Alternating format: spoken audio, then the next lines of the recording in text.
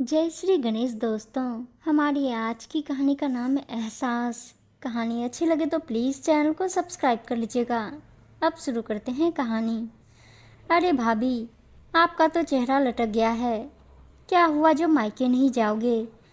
देखो, मेरी फाइनल की परीक्षाएं हैं और मम्मी के घुटनों में दर्द रहता है। और जब भाभी घर पर हो तो ननद को आराम मिलना ही चाहिए। आप कहीं नहीं जाएंगी।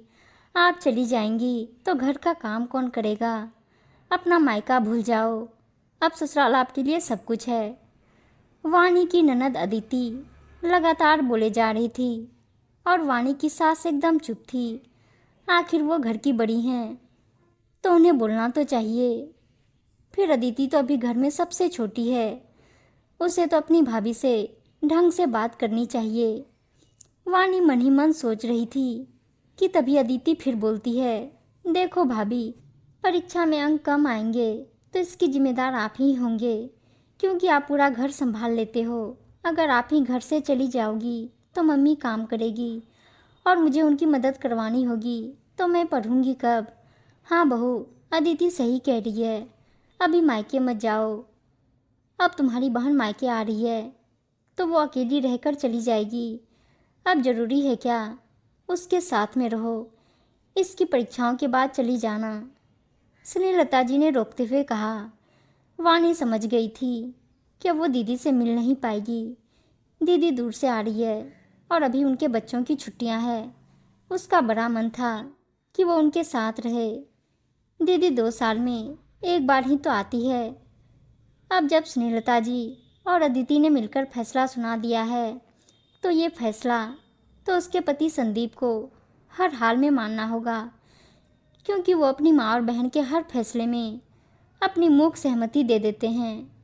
उसके खिलाफ वो कभी नहीं बोलेंगे। अदिति की परीक्षाएं तो बस बहाना है। अभी उसमें 1 महीना है, लेकिन जब से वो इस घर में आई है उसकी कार्यकुशलता ही उसकी दुश्मन बन गई है। माँ के दिए गए संस्कारों के कारण उसने आते ही पूरे घर को संभाल लिया, सबको काम हाथों में करके दिया और अब सब उसके आदी हो गए थे। घर के हर छोटे से लेकर बड़े काम के लिए वाणी को ही पुकारा जाता था। यहाँ तक कि सबके चाय पीने के बाद जूठे कप उठाने के लिए भी वाणी को ही आवाज़ दी जाती थी। अब ऐसे में ससुराल छोड़कर मायके जाना सबको अखर रहा था, पर उसे भी तो 2 साल बाद अपनी दीदी से मिलने का बड़ा मन था। आज सुबह ही पापा का फ़ोन आया था कि समधन जी, वाणी की बड़ी बहन आई हुई है तो उसे भेज दीजिएगा। कुछ दिन बहनें साथ में रह लेंगी। ये सुनते ही स्नेहलता जी से पहले अदिति ने अपना फैसला सुना दिया और परीक्षाओं की चर्चा छेड़ दी। अभी 2 साल पहले ही वाणी की शादी संदीप से हुई थी। दोनों की शादी पारिवारिक सहमति से हुई थी। वाणी हर तरह से घर के कामों में दक्ष थी। उसने सामान्य पढ़ाई लिखाई की थी, पर घरेलू कामों को वो घोट कर पी जाती थी। उसकी शादी में उसकी बड़ी बहन आई थी और उसके बाद वो उनसे मिली नहीं। 2 साल बाद उसका भी उनके साथ रहने का बड़ा मन था। यूँ तो वीडियो कॉल हो जाता था, पर जो बात साथ रहने में थी वो वीडियो कॉल में नहीं थी। अदिति की बड़ी बहन नियति भी बाहर रहती थी। उसकी शादी 4 साल पहले हुई थी। वो अपने पति के साथ विदेश में रहती थी। उसने अदिति को और अपनी मम्मी को समझाया कि भाभी को मायके भेज दो, परीक्षाओं तक कोई मेड रख लो, फिर उसकी दीदी बार बार तो नहीं आएगी। पर नियति की बात अनसुनी कर दी गई। रात को वाणी ने अपने पति संदीप से बात करनी चाहिए तो वो तो जैसे अंधभक्त की तरह अपनी मम्मी और छोटी बहन का फैसला मान ही चुका था। सही तो है, क्या करोगी जाकर? ससुराल आकर मायके को भुलाना पड़ता है। पहले ससुराल के रिश्ते होते हैं, अब मायके के रिश्ते पीछे छूट गए हैं। मेरी मम्मी ऐसी तकलीफ में कैसे काम करेगी? अदिति के भी परीक्षाएं हैं। अगर उसके कम नंबर आएंगे तो तुम ही इसकी जिम्मेदार होगी। ये सुनकर वाणी को बहुत दुख होता है। जिस पति के भरोसे ससुराल आई थी कि वो उसका दर्द समझेगा, पर वो तो जैसे उसकी बात सुनना और समझना ही नहीं चाहता है। अगले दिन वाणी के पापा का फिर से फ़ोन आता है। वो स्नेहलता जी से वाणी को मायके भेजने को बोलते हैं, लेकिन वो साफ मना कर देती है और फ़ोन रख देती है। वानी का मन टूट जाता है। वो घर के कामों में लगी रहती है। आते जाते वक्त देखती है कि ननद तो हर वक्त टीवी और मोबाइल में ही घुसी रहती है। एक दिन भी उसने उसको पढ़ते हुए नहीं देखा था। और सासू माँ, जिनके घुटनों में दर्द रहता था, वो रोज़ नीचे बगीचे की सैर को निकल जाती थी और घंटों वहीं अपनी सहेलियों से बातें किया करती थी। वानी समझ गई थी कि इन सबको आराम की लत लग गई थी, इसलिए उसे जाने नहीं दिया गया। अदिति की फाइनल की परीक्षाएं हो गई थी और अब उसके लिए लड़का देखा जा रहा था। आखिर उम्र तो शादी लायक हो ही गई थी। संयोग से बड़ी जल्दी उसका रिश्ता और रौनक के साथ तय हो गया और शादी की तारीख भी तय हो गई। अब वानी पर दोहरी जिम्मेदारी आ गई थी। शादी की तैयारियां भी करनी थी और उसे घर भी संभालना था। कब सुबह से रात होती उसे पता ही नहीं चलता था। अदिति की शादी के लिए लगभग सभी तैयारियां हो चुकी थी और शादी के दिन नज़दीक आ रहे थे। नियति भी अपने बच्चों पति के साथ विदेश से आ गई थी। दोनों बहनों में बड़ा प्यार था, बस एक अंतर था। नियति जहाँ अपनी भाभी की हर तकलीफ समझती थी, वहीं अदिति को अपनी भाभी को परेशान करने में मज़े आते थे। जब भी वानी को मायके जाना होता था तो नियति उसे भेजने को कहती और अदिति अपनी मम्मी की आड़ में उसे मना कर देती। एक रात दोनों बहनें बात कर रही थी तो नियति ने समझाया कि वो भाभी के साथ ऐसा व्यवहार क्यों करती है। मायके जाना हर लड़की का अधिकार होता है। फिर शादी के बाद मायके से रिश्ते तो ख़त्म नहीं हो जाते हैं। ससुराल माना पहले है पर मायका भी है। शादी के बाद मायके की बहुत याद आती है। मैं वानी का दर्द समझती हूँ क्योंकि मैं खुद भी तो शादीशुदा हूँ। पर ये चीज़ तुझे भी अब शादी के बाद समझ आएगी। क्या दीदी, आप भी बेकार की बातें लेकर बैठ गई हो। और रौनक मेरी हर खुशी का ध्यान रखते हैं। मैं जब भी कहूँगी मुझे यहाँ लेकर खुद आ जाएंगे। मेरी तो सास और ननद भी बहुत अच्छी है। मेरे साथ ये सब नाटक नहीं होंगे। हाँ मेरी बहन, काश तेरे साथ यही सब हो।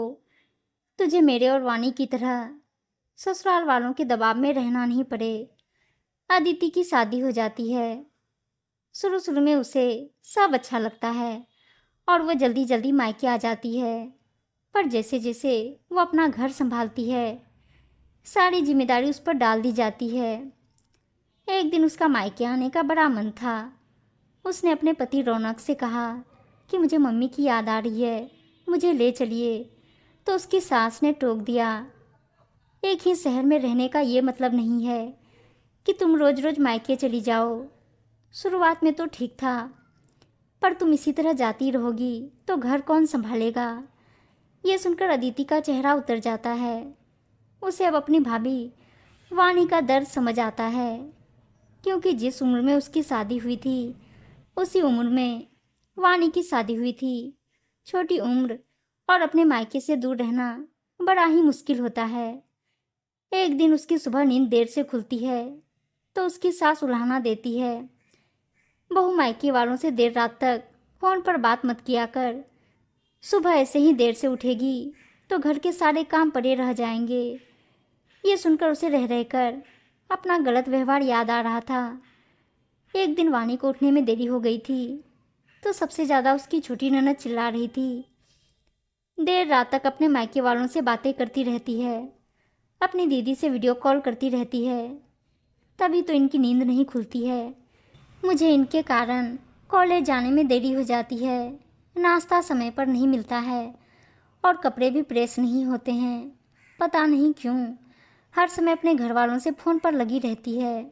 मम्मी, आप भाभी से इनका फ़ोन छीन लीजिए। अदिति की आंखें भर आई। सच में शादी के बाद रह रहकर मायके की कितनी याद आती है, ये उसे अब समझ में आ रहा था। इसी तरह एक साल निकल गया। नियति के ससुराल में शादी थी। वो उसी में शामिल होने के लिए विदेश से आ रही थी। उसके आने की सबसे ज़्यादा खुशी अदिति को हो रही थी, क्योंकि अदिति शादी के बाद अपनी दीदी के साथ एक दिन भी नहीं रही थी। शादी में जाने के बाद नियति जल्द ही अपने मायके अपनी मम्मी और भाभी के साथ रहने को आ गई और अब उसे अपनी छोटी बहन के आने का इंतजार था। अदिति भी मायके जाने के नाम से खुश हो रही थी, पर तभी अचानक उसकी सास बाथरूम में फिसल जाती है। फ्रैक्चर तो नहीं होता है, पर दर्द पाँवों में बहुत हो रहा था। उसी वक्त अदिति के पापा का फोन आता है। वो अदिति को मायके भेजने को कहते हैं, पर उसकी सास मना कर देती है। समधी जी, पैरों में दर्द है, बहू को भेज दूंगी तो यहाँ घर का काम कौन करेगा। अब जितने दिन मायके रहना था ये रह ली, अब तो हमारे घर की बहू है। अब हम सब इधर तकलीफ पाएं और बहू मायके में आराम करें, इसलिए तो हमने शादी नहीं की थी। रही बात इसकी दीदी की, तो फिर कभी बहनें मिल लेगी, इस साल नहीं तो अगले साल ही मिल लेगी। और आगे बात सुने बिना ही उन्होंने फ़ोन रख दिया। ये सारे शब्द अदिति के कानों में गर्म शीशे की भांति पिघल रहे थे। आखिर उसका किया उसने भुगत ही लिया। उसने हमेशा अपनी भाभी वाणी को मायके जाने से रोका और हमेशा उनका दिल दुखाया। शायद उसे भाभी के दिल से निकली बद्दुआ लग गई। उसके साथ भी वही सब कुछ हो रहा है। आज उसे अपने किए गए हर कर्म का फल मिल रहा है। आज वो अपनी भाभी की जगह पर खड़ी है और खुद को असहाय महसूस कर रही थी। आंखों में आंसू और दिल में बड़ा ही दर्द था। तभी उसकी मम्मी का फ़ोन आया।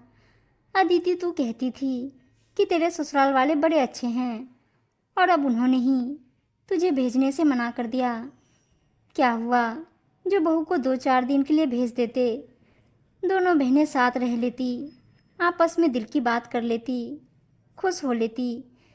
तभी वो बोलती है, मम्मी मेरे ससुराल वाले तो अच्छे नहीं हैं, पर वाणी भाभी के ससुराल वाले भी कौन से अच्छे हैं। हमने भी तो भाभी को कई बार मायके नहीं भेजा, उनका दिल दुखाया, कभी परीक्षाओं का तो कभी बीमारी का बहाना बनाया। आज यही सब मेरे ससुराल वाले कर रहे हैं, तो क्या अनोखा और नया कर रहे हैं। भाभी ने कभी कुछ कहा नहीं, लेकिन उनके मन से निकली आह ने मुझे आज वहीं पर खड़ा कर दिया जहाँ कल भाभी खड़ी थी। सब ऐसा ही करते हैं। बहू एक बार घर में आ जाए तो फिर वो उनके हाथों की कठपुतली बन जाती है। उसके मायके जाने पर लगाम कस दी जाती है। ससुराल वालों की मर्जी से वो आती जाती है।